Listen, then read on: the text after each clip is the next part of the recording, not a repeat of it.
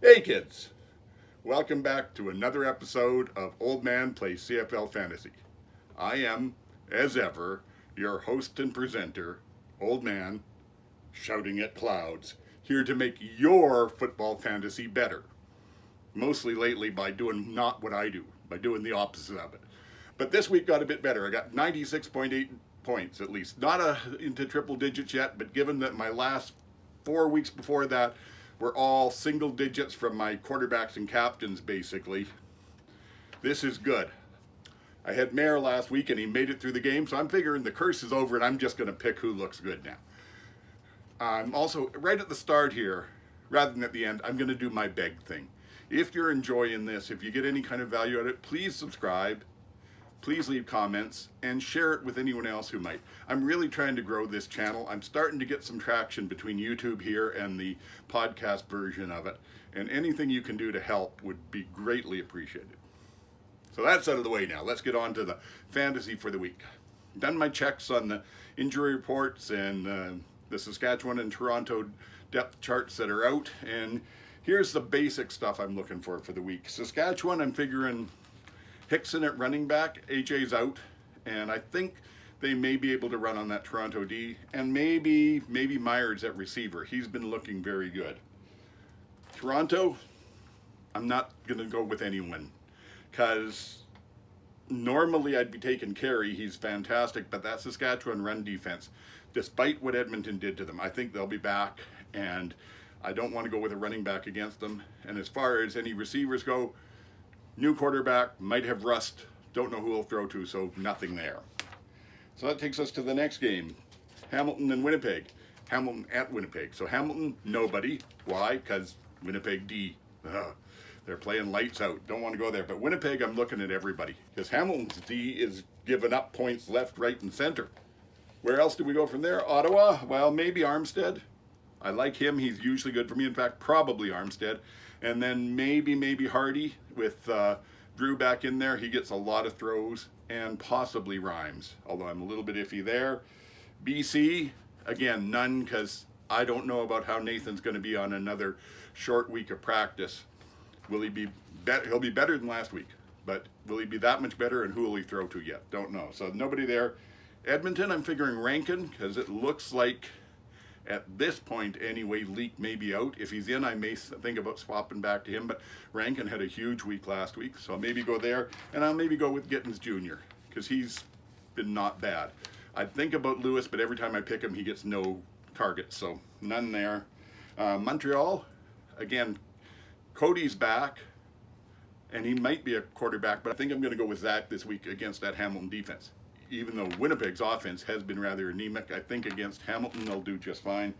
And then that takes me down to the defense. I'll probably just go with the best one that I can afford at the time. So that's the game plan going in.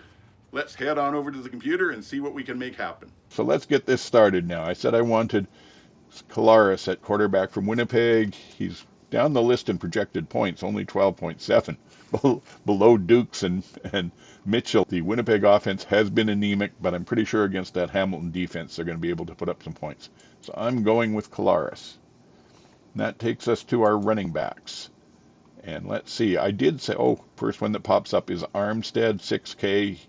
He's doing, projected 14 points. I'll take him. And there's the other one I was thinking of, Rankin, right there at 2.5. Oh, this may be a cheap team overall. We'll have to see. Okay, I like those two. Let's go to the wide receivers. Now, I did say that I wanted Winnipeg players. Now, I don't know if I'll take one or two. Wilson's the highest, but he didn't do as much last game. Dembski's good.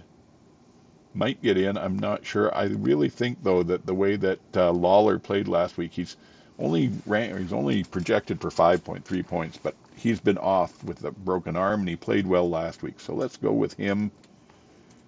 Let's go back here now and open this up to the rest of the league and see who else we put in there at wideout. McInnes is definitely not. Bridges, no. Hardy, I like Hardy for this. I think maybe, let's take him from Ottawa. With Drew Brown back, I think he gets a lot of targets. And that takes us down then to our flex position. And who did I see there? Rambo at 6K. Again, he's projected 14.5. Others are projected higher, but I don't have a lot of faith in some of that. I think in this game, he will probably play well. So there goes Rambo on there. That only leaves me the defense. The highest one is projected is Toronto. I don't think they'll do that well against the Saskatchewan offense, not with Trevor in there. Winnipeg and Saskatchewan are both projected at 7.2. Winnipeg has the lowest points against in the league, but Saskatchewan gets more turnovers. So let's go with them on defense. And that's about it. I have to make someone the captain, so I'll make the quarterback the captain. For those of you listening on the podcast and can't see this on YouTube, I'll run through the team here. So I've got the Saskatchewan Roughriders defense against Toronto. Quarterback, I've gone with Zach Collaros from Winnipeg playing against that Hamilton D. He's the captain. Running backs, I've gone with Armstead in Ottawa and Rankin in Edmonton after the big week he had last week. If Leak is back, I may consider changing that, but Leak was at this point not participating with his injury, so I'm going Rankin first of all. Winnipeg wide receivers, I'm going Winnipeg, Kenny Lawler, Justin Hardy of Ottawa, and my flex is Rambo from Montreal. Charleston Rambo, I think it is. And that leaves me with a whopping 16.4K to spend if I felt the need. I'm going to lock that in. There it is. So there you have it. That's my team.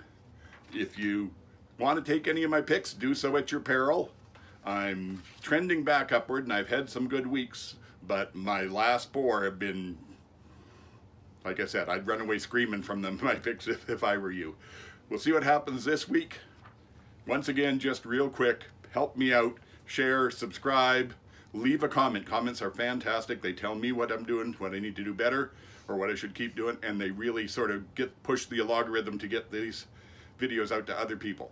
So thank you much. Other than that, I hope you have a fantastic week in fantasy. Good luck with that. And until next week, get the hell off my lawn.